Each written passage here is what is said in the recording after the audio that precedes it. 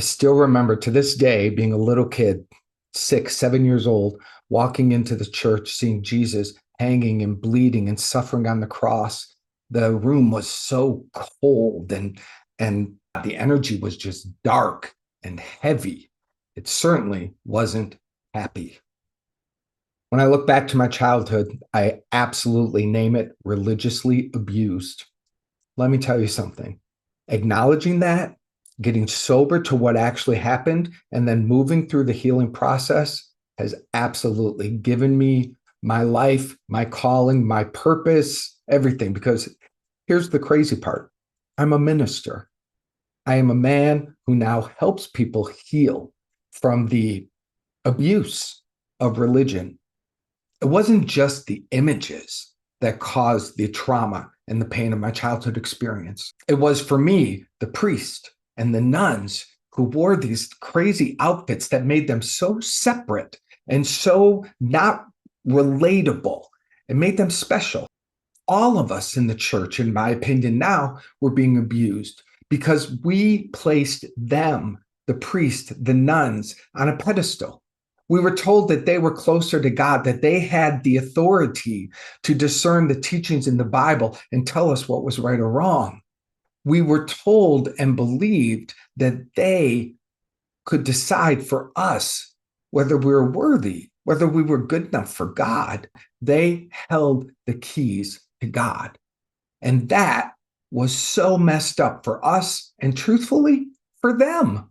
What a horrible, horrible experience to make yourself think you're so special that you're separate from the very people that you belong to.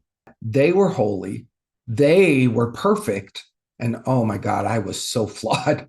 I was so flawed. One of the key things that really caused the pain for me was that at a very early age, I knew that I was different.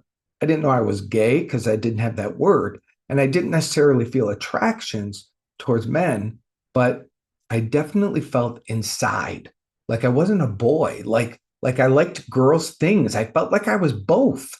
There was no room in the culture I was raised in, a blue collar, uneducated suburb of Detroit. You had to be this or that. There was nothing in between, and there was nothing outside of that. And I was the in between, and I was the outside of that. Those messages of having to conform and be like everybody else, those were driven deeper by the religion. I believed at a very young age that I was going to be sent to hell. 7, 8 years old.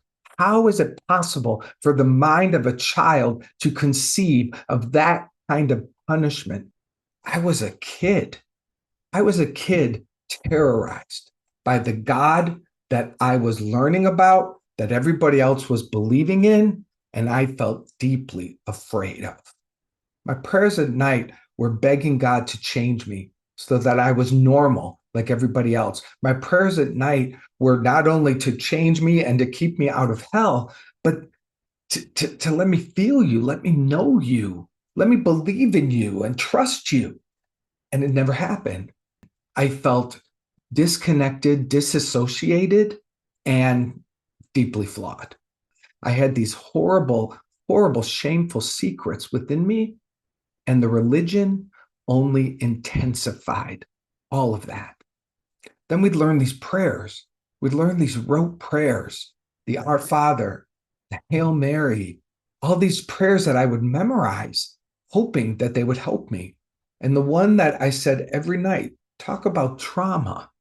Now I lay me down to sleep. I pray the Lord my soul to keep. If I should die before I wake, I pray the Lord my soul to take. Come on, seriously. That's what I prayed every night, afraid to die, and afraid if I did die, would I be led into heaven? Oh, and by the way, heaven was out there somewhere in the clouds, and it sort of appeared in my mind like angels flying around and playing harps, and very boring and no fun. No fun was to be had in heaven, but at least I wasn't in the opposite, which is also that hell was like located in the hits of earth, like that. That's just how I knew it as a kid. And if I was there, then again, it was just like sitting in the center of burning flames, burning nonstop forever. This is what I was taught. This is how my psyche and my mind and my entire being was traumatized. As I grew older, I, like a lot of people, started to reject these foolish ideas. But then when puberty hit, a whole new wave of fear and trauma came into play because I discovered masturbation.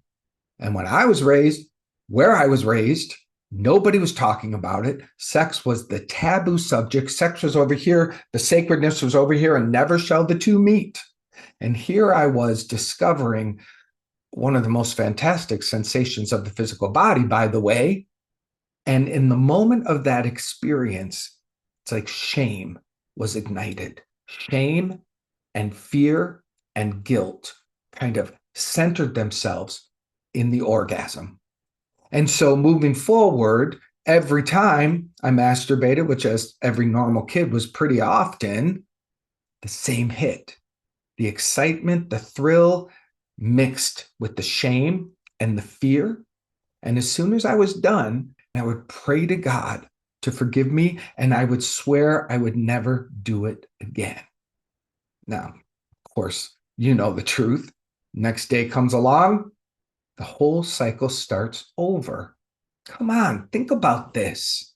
Think about this. The most beautiful awakening that can happen to the body, to us, and I, and maybe you, have this experience of it smacking up against shame and fear and embarrassment and secrecy. This is religious abuse. Moving forward, keep it under covers, pretend to be someone else, keep your secrets, don't tell the truth because they'll laugh at you, because they'll judge you, because it will increase the already big list of reasons why there's something wrong with me and why God is mad at me. By the time I'm graduating from high school, I have nothing to do with God or religion, but all of the pain had found its home in me.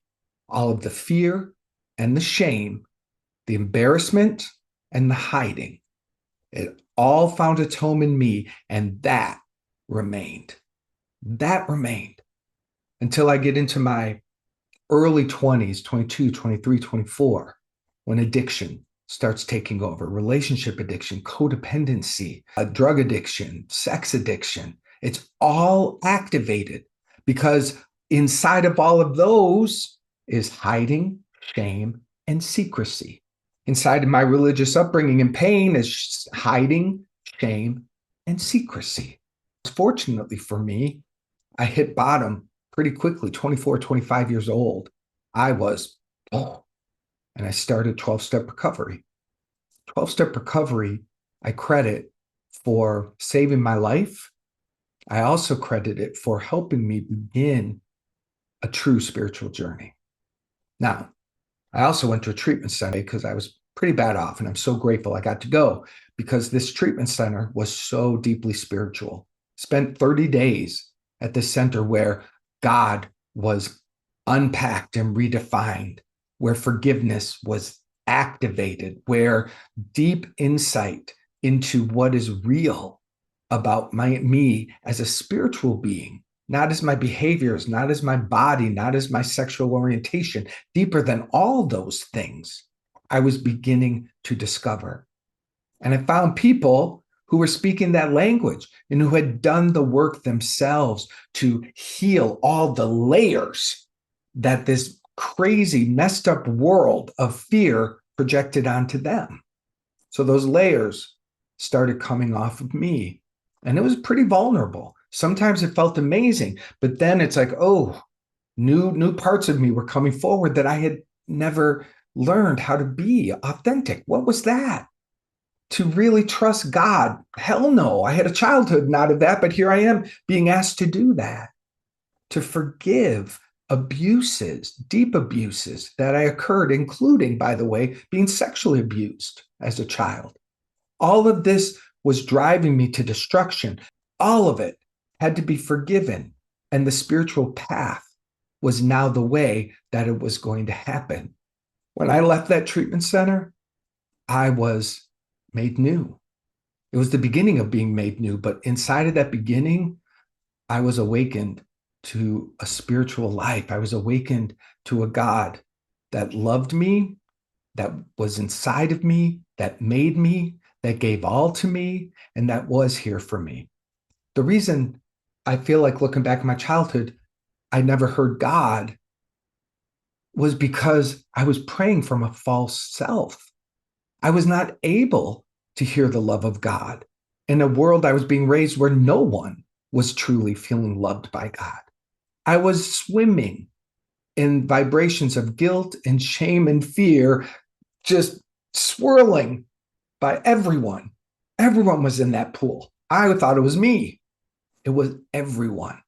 So no one was really hearing God. And I certainly wasn't. But now, fast forward, I'm beginning to discover how to hear God. And I had a profound experience that I want to share with you because I had many, but this one is one that really changed the game. I was just journaling one morning and I, I just hit a button in me and I was getting angry, just kind of remembering and reflecting. And much of my journaling was a way to get that out on the page. Well, at this point, I just felt angry at God. And I mean, I was like, I was writing so big. I was like 3 words on the page. And I was like, fuck you, God. Fuck you, God. You're a piece of shit. You weren't there for me as a child. I got it all out on the page. And then I heard this gentle voice inside of me and it said, stop. And it was like that. And I stopped instantly because I was like, whoa. And it said, I want you to be mad at me for 3 days. And I suddenly knew, like, okay, that's God's voice. Like that felt clear. Be mad at you for 3 days. And I literally was like, I don't know if I said what, or if just my energy, what gave this voice permission to explain. And it said, I want you to get all of this out because it's all in the way. All these stories, all of your childhood, all of the upset and the victimhood that you are recycling yourself in, that's what's in the way of you and me having a relationship. So let's get it out. Stop hiding it. Stop pretending. Stop trying to let a little bit of it out and then try to be good again. Get it out. 3 days. Be mad at me. And at first I was like, deal. Let's go. Fuck you, God. Let's go. And I was just like playing the game. My first day, all day long. Screw you, God. I actually felt healing and fun. Like I finally get to be authentic. And I think I found a God big enough to take it. Not only take it, want it. Want it because God knew that was in the way. And so I did it. And I was like, all day long, screw you, you're an idiot. I just like, blah, all day into the evening. And I remember going to bed at night and I didn't say my prayers. I was like, fuck you, God. And I closed my eyes. Slept well. Woke up the next day and I woke up a little happier. And I swear to you, I heard God go, nope, this is day 2. Stay in it. Stay in it. Don't stop. Don't bypass. And so I did all day long.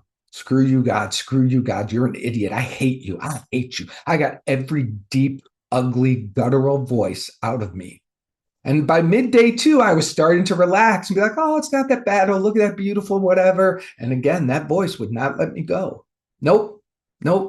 You're halfway through. Go deeper. Go deeper. That night, I got my journal out and I did more. Deeper. I just like anything and everything was unenlightened. It was raw. It was furious. And it was alive. And I got on the page and I got it connected to all of it. Went to bed, did my fuck you, God prayer, fell asleep. 3rd day, stay mad at me. Stay mad at me. Make this day even more intense. Don't give up. Trust me. So I spent another day doing my very best to be angry and pissed off, all the way in, no apologies, no monitoring my words, no trying to be nice. I let it all live. And then the fourth day came. And let me tell you something. I opened my eyes that day. I had a rising up of love inside me that brings tears to my eyes now. I felt like that was lifted.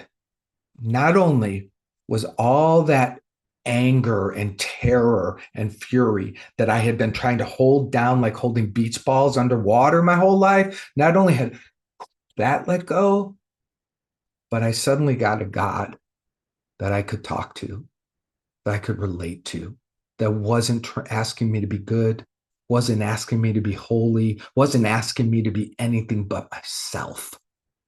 And I felt the beginning of unconditional love.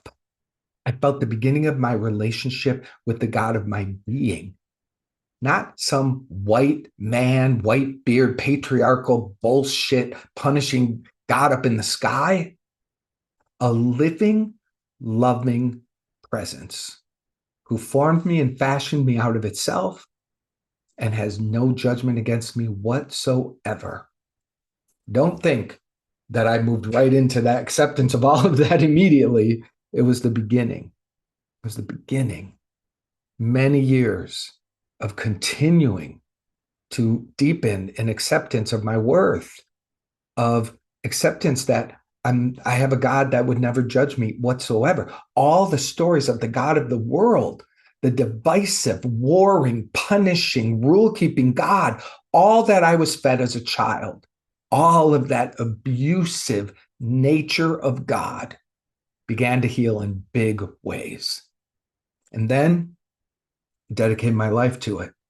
I couldn't stop. I was reading every book, started going to churches that were really positive and progressive and were teaching about a living God, not a fake God. And then suddenly life was unfolding and miracles were happening. And I'm studying, I've been getting my master's in divinity. Like suddenly I'm becoming a minister. And everything I was taught as a child is getting flipped over and healed, flipped over and healed, flipped over and healed, flipped over and healed. And here I am over 20 years later, still growing in awe of the God of my being and still healing, still healing. It's so much better. It's so much better. But I'm always open for more because God is infinite. So my relationship with God, with life, with myself will continue to grow and expand. This is what I want for you. I'm curious. Can you relate to my story of being religiously abused and traumatized? Maybe you wouldn't use those words. Maybe you fit the system enough to where you could go, oh, it wasn't that bad. Or maybe you'll take a deeper look and go, maybe it was that bad. Maybe it was really bad and I didn't even know. Look around you. Look at the world. Look how many people are afraid of God. Look how many people are hiding and pretending. Look how many people's lives are driven by fear. There is a broken God system in which we all live and move at this time. And I hold accountable for that system. Churches that were supposed to be at the forefront of leading us into our authenticity, our self-acceptance, and our freedom, but instead found themselves in the back of the line, trying to control us and hold us back like wild horses, trying to tame us and break us so that then we would fit into their box. That is not God. That is a bunch of people who had power and they misused and abused their power. We grew up under that control and many people broke. I broke for a while, but I'm not broken today. And here's the truth. No matter what, none of us are ultimately broken. Because what I know also today is that we are eternal beings, forever living in God, spiritual beings. These physical lives, absolutely gone in like a snap. But what remains forever is you as a living spiritual child creation expression of this phenomenally loving universe. And it is a loving universe. But you, like me, may have to get those layers of fear and guilt and shame and all the stories that you were fed out of the way so you can find them too. That's what I love to do. I help people do just that. So please leave a comment. Let me know how you relate to this story, and please subscribe. Right? How funny is that? Oh, there it is. All this personal story, and please subscribe. Hey, it's how it works. I'd love to walk this path with you. That's a way we can do it together. Peace and love.